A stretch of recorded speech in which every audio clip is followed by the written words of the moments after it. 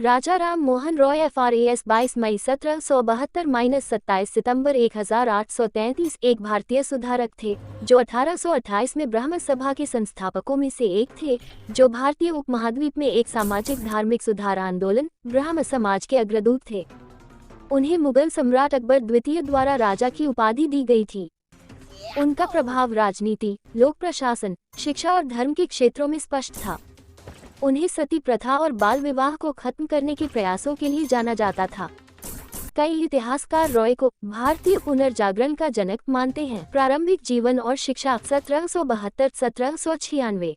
राम मोहन रॉय का जन्म राधानगर, हुगली जिला, बंगाल प्रेसिडेंसी में हुआ था। उनके परदादा कृष्णकांत बंद्योपाध्याय एक रारी कुलीन ब्राह्मण थे। 12वीं सदी में बलाल सेन द्वारा कच्ची से लाए गए ब्राह्मणों के 6 परिवारों के कुलीन ब्राह्मण वंशजों में से पश्चिम बंगाल के रारी जिले के लोग 19वीं सदी में कई महिलाओं से शादी करके दहेज पर जीवन यापन करने के लिए कुख्यात थे। कुलीनवाद बहुविवाह और दहेज प्रथा का पर्याय था, जिसके खिलाफ राम मोहन ने अभियान चलाया। उनके पिता रामकांत एक वैष्णव थे, जबकि उनकी मां तारिणी देवी एक शक परिवार से थी। वो संस्कृत, फारसी और अंग्रेजी भाषाओं के महान विद्वान थे और अरबी, लैटिन और ग्रीक भी जानते थे। एक माता पिता ने उन्हें विद्वान, शास्त्री के पद के लिए तैयार किया, जबकि दूसरे ने उनके लिए सार्वजनिक प्रशासन के लौकिक या सांसारिक क्षेत्र में करियर शुरू करने के लिए आवश्यक सभी सांसारिक लाभ सुनिश्चित किए। बचपन से ही माता पिता के इन दो आदर्शों के बीच उलझे राम मोहन जीवन भर इन्हीं दोनों के बीच झूलते रहे। अपने बचपन के दौरान राम मोहन राय ने सती के माध्यम से अपनी भाभी की मृत्यु देखी। 17 वर्षीय लड़की को चिता की ओर घसीटा गया, जहां राम मोहन राय ने उसकी भयभीत अवस्था देखी। उसने विरोध करने की कोशिश की, लेकिन कोई फायदा नहीं हुआ। उसे जिंदा जला दिया गया। लोगों ने महासती महासती महासती महान पत्नी उसकी दर्दनाक चीखों पर। राम मोहन राय की 3 बार शादी हुई थी। उनकी पहली पत्नी की मृत्यु जल्दी हो गई। उनके 2 बेटे थे, 1800 में राधा प्रसाद और 1812 में दूसरी पत्नी से राम प्रसाद, जिनकी 1824 में मृत्यु हो गई। रॉय की तीसरी पत्नी जीवित रही। राम मोहन राय की प्रारंभिक शिक्षा की प्रकृति और सामग्री विवादित है। एक दृष्टिकोण यह है कि राम मोहन ने अपनी औपचारिक शिक्षा गांव की पाठशाला में शुरू की, जहां उन्होंने बंगाली और कुछ संस्कृत और फारसी सीखी। कहा जाता है कि बाद में उन्होंने पटना के एक मदरसे में फारसी और अरबी का अध्ययन किया और उसके बाद उन्हें वेदों और उपनिषदों सहित संस्कृत और हिंदू धर्मग्रंथों की जटिलताओं को सीखने के लिए बनारस भेजा गया। इन दोनों स्थानों पर उनके समय की तिथियां अनिश्चित हैं। हालांकि ऐसा माना जाता है कि जब वह 9 साल के थे तो उन्हें पटना भेज दिया गया था और 2 साल बाद वह बनारस चले गए। आधुनिक भारतीय इतिहास पर राम मोहन रॉय का प्रभाव उपनिषदों में पाए जाने वाले वेदांत स्कूल ऑफ फिलॉसफी के शुद्ध और नैतिक सिद्धांतों का पुनरुद्धार था। उन्होंने ईश्वर की एकता का प्रचार किया, वैदिक ग्रंथों का अंग्रेजी में शुरुआती अनुवाद किया, कलकत्ता यूनिटेरियन सोसाइटी की सह स्थापना की और ब्रह्म समाज की स्थापना की। ब्रह्म समाज ने भारतीय समाज के सुचार और आधुनिकीकरण में प्रमुख भूमिका निभाई। उन्होंने विधवाओं को जलाने की प्रथा, सती प्रथा के खिलाफ सफलतापूर्वक अभियान चलाया। उन्होंने पश्चिमी संस्कृति को अपने देश की परंपराओं की सर्वोत्तम विशेषताओं के साथ एकीकृत करने का प्रयास किया। उन्होंने भारत में आधुनिक शिक्षा प्रणाली को लोकप्रिय बनाने के लिए कई स्कूलों की स्थापना की।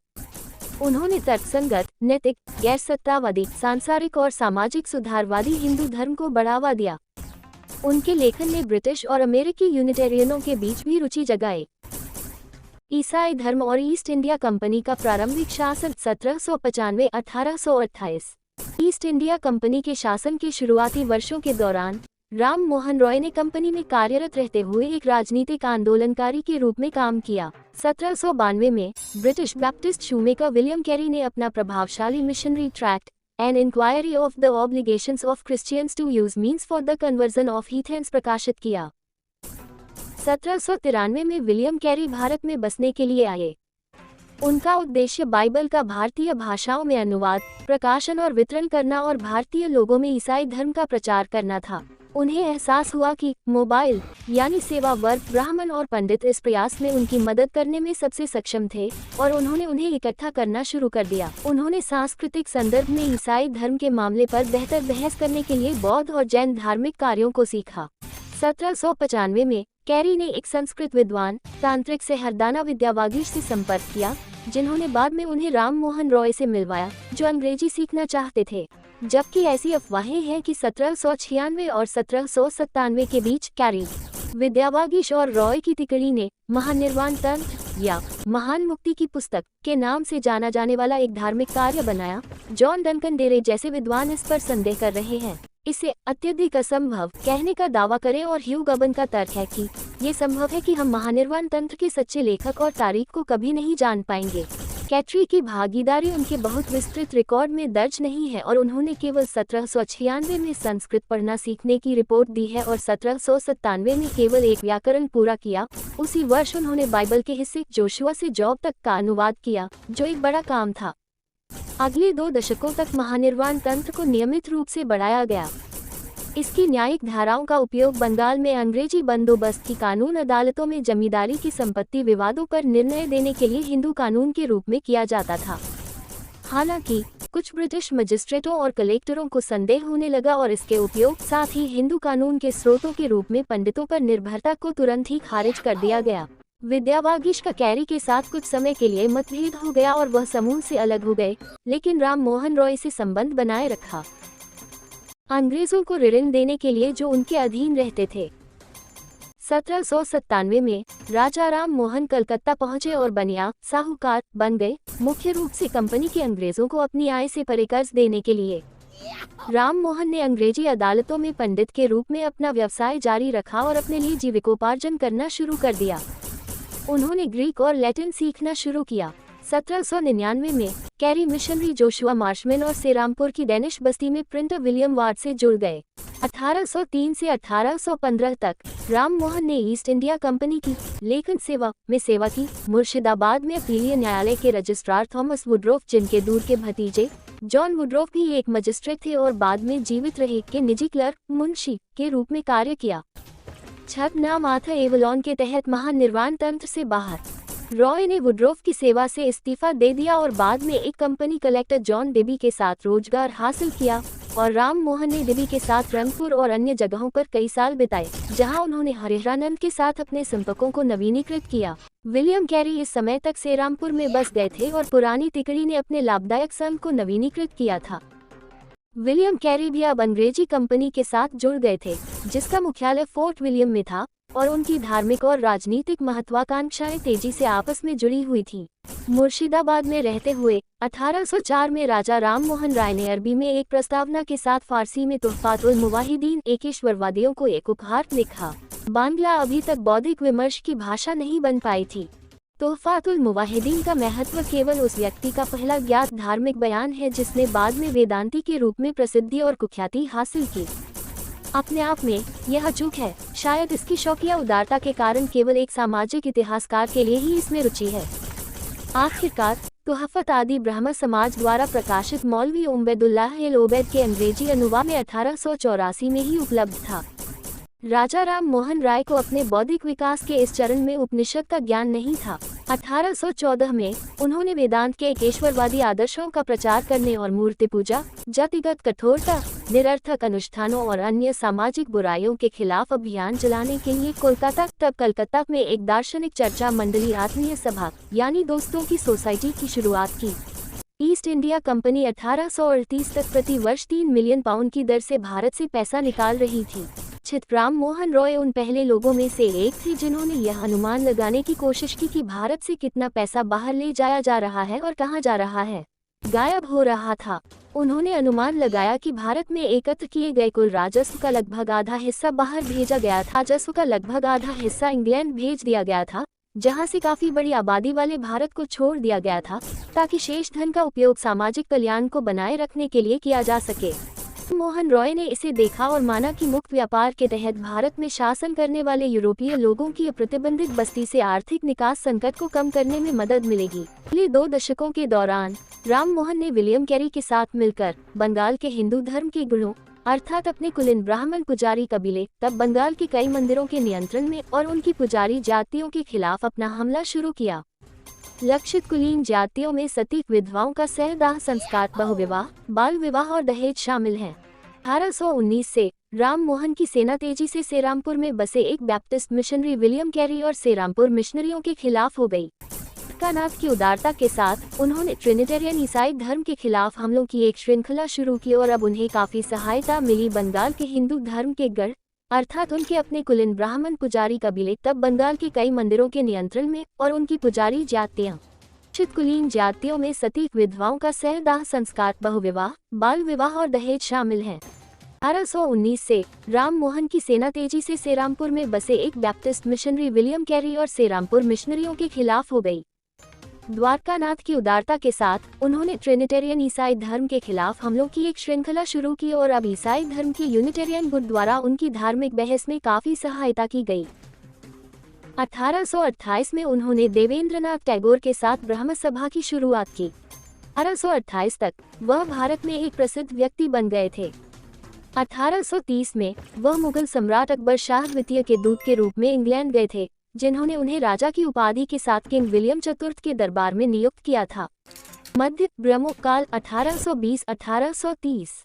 जनता से दूसरी अपील, ब्राह्मण पत्रिका भाग 1, 2 और 3 बंगाली अनुवाद के साथ और 1821 में संवाद कौमुदी नामक एक नया बंगाली समाचार पत्र, अतुल अकबर नामक एक फारसी अखबार में 1822 में प्राचीन महिला अधिकारों पर संक्षिप्त टिप्पणी नामक एक ट्रैक्ट और बंगाली में 4 प्रश्नों के उत्तर नामक एक पुस्तक शामिल थी।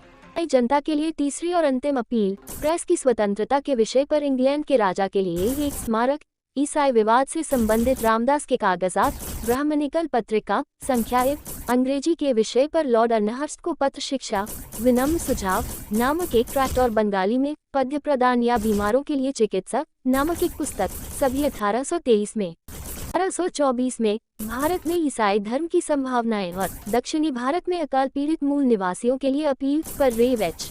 1825 में पूजा के विभिन्न तरीकों पर एक पर प्रेमी गृहस्थ की योग्यताओं पर एक बंगाली ट्रैक्ट, एक कायस्थ के साथ विवाद पर बंगाली में एक ट्रैक्ट और 1826 में अंग्रेजी में बंगाली भाषा का व्याकरण द्वारा दिव्य पूजा पर एक संस्कृत ट्रैक्ट, उसी के अंग्रेजी अनुवाद के साथ जाति के खिलाफ एक संस्कृत ग्रंथ का संस्करण और पहले देखा गया ट्रैक्ट जिसे एक हिंदू का प्रश्न और सी का उत्तर कहा जाता है। 1928 में उनके और उनके दोस्तों द्वारा रचित दिव्य पूजा का एक रूप और भजनों का संग्रह, अनु ने पहले देखा था कि कैलेट प्रश्न का एक हिंदू का उत्तर और सी और संस्कृत में पवित्र प्राधिकारियों पर स्थापित धार्मिक निर्देश अनुष्ठान नामक एक बंगाली ट्रैक्ट और 1829 में सती प्रथा के खिलाफ एक याचिका सार्वजनिक रूप से घोषणा की कि यदि संसद सुधार विधेयक पारित करने में विफल रही तो वह ब्रिटिश साम्राज्य से बाहर निकाल जाएंगे। 1930 में राम मोहन रॉय ने मुगल साम्राज्य के राजदूत के रूप में यूनाइटेड किंगडम की यात्रा की ताकि यह सुनिश्चित किया जा सके कि सती प्रथा पर प्रतिबंध लगाने वाले लॉर्ड विलियम बेंटिक के बंगाल सती विनियमन 1829 को पलटा न जाए। इसके अलावा रॉय ने मुगल सम्राट के भत्ते और अनुलाभों को बढ़ाने के लिए राजा से याचिका दायर की। वह ब्रिटिश सरकार को मुगल सम्राट का वजीफा 30,000 पाउंड बढ़ाने के लिए मनाने में सफल रहे। उन्होंने फ्रांस का भी दौरा किया। इंग्लैंड में रहते हुए उन्होंने सांस्कृतिक आदान प्रदान, संसद सदस्यों के साथ मुलाकात और भारतीय अर्थशास्त्र और कानून पर किताबें प्रकाशित करना शुरू किया। उस समय सोफिया डॉब्सन कोलेट उनकी जीवनी लेखिका थी। सुधार 1772-1833।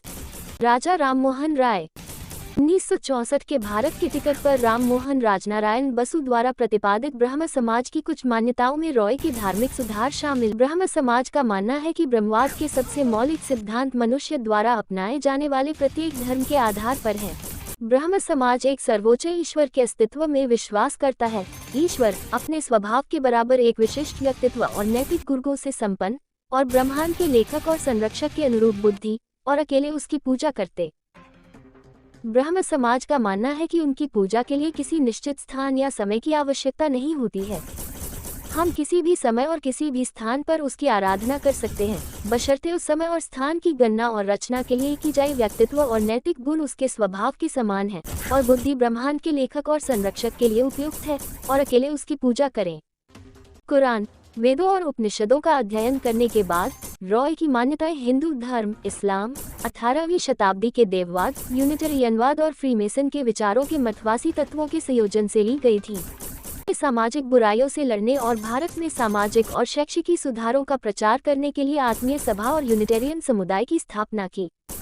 वह अंधविश्वासों के खिलाफ लड़ने वाले भारतीय शिक्षा के अग्रणी और बंगाली गद्य और भारतीय प्रेस में एक ट्रेंडसेटर थे। महिलाओं के लिए संपत्ति विरासत के अधिकार की मांग की। दिमागी 1828 में उन्होंने सामाजिक बुराइयों के खिलाफ लड़ने के लिए सुधारवादी बंगाली ब्राह्मणों के एक आंदोलन ब्रह्म सभा की स्थापना की। मानना था कि शिक्षा सामाजिक सुधार का एक साधन है। 1817 में उन्होंने डेविड हेयर के साथ मिलकर कलकत्ता में हिंदू कॉलेज की स्थापना की। 1822 में रॉय ने एंग्लो हिंदू स्कूल की स्थापना की, जिसके 4 साल बाद 1826 वेदांत कॉलेज की स्थापना की, जहां उन्होंने जोर देकर कहा कि एकेश्वरवादी सिद्धांतों की उनकी शिक्षाओं को आधुनिक पश्चिमी पाठ्यक्रम के साथ शामिल किया जाना चाहिए। 1830 में उन्होंने रेव अलेक्जेंडर डफ को जनरल असेंबली इंस्टीट्यूशन, जिसे अब स्कॉटिश चर्च कॉलेज के नाम से जाना जाता है, की स्थापना में मदद की। उन्हें ब्रह्म सभा द्वारा खाली किया गया स्थान प्रदान किया और छात्रों का पहला बैच प्राप्त किया। उन्होंने भारतीय शिक्षा में पश्चिमी शिक्षा को शामिल करने का समर्थन किया। उन्होंने वेदांत कॉलेज की भी स्थापना की, जो पश्चिमी और भारतीय शिक्षा के संश्लेषण के रूप में पाठ्यक्रम पेश करता था। की सबसे लोकप्रिय पत्रिका संवाद कौमुदी थी। इसमें प्रेस की स्वतंत्रता, भारतीयों को सेवा के उच्च पदों पर शामिल करना और कार्यपालिका और न्यायपालिका को अलग करना जैसे विषय शामिल थे। जब अंग्रेजी ईस्ट इंडिया कंपनी का मुंह बंद कर दिया गया, उन्हें ब्रह्म सभा द्वारा खाली किया गया स्थान प्रदान करना और छात्रों का पहला बैच प्राप्त करना। ईस्ट इंडिया कंपनी ने प्रेस पर प्रतिबंध लगा दिया, तो राम मोहन ने इसके खिलाफ क्रमशः 1829 और 1830 में 2 स्मारकों की रचना की। किले में समाधि। वे सितंबर 1833 की शुरुआत में रॉय अपने यूनिटेरियन मित्र डॉक्टर लैंड कारपेंटर से मिलने ब्रिस्टल आए, जहां उन्होंने लैंड की बेटी और भावी समाज सुधारक मैरी कारपेंटर पर गहरी छाप छोड़ी। ब्रिस्टल में रहते हुए रॉय ने लेविंसमीड मीटिंग हाउस में प्रचार किया। सितंबर के मध्य में वह बीमार हो गए और उन्हें मेनिंजाइटिस का पता चला।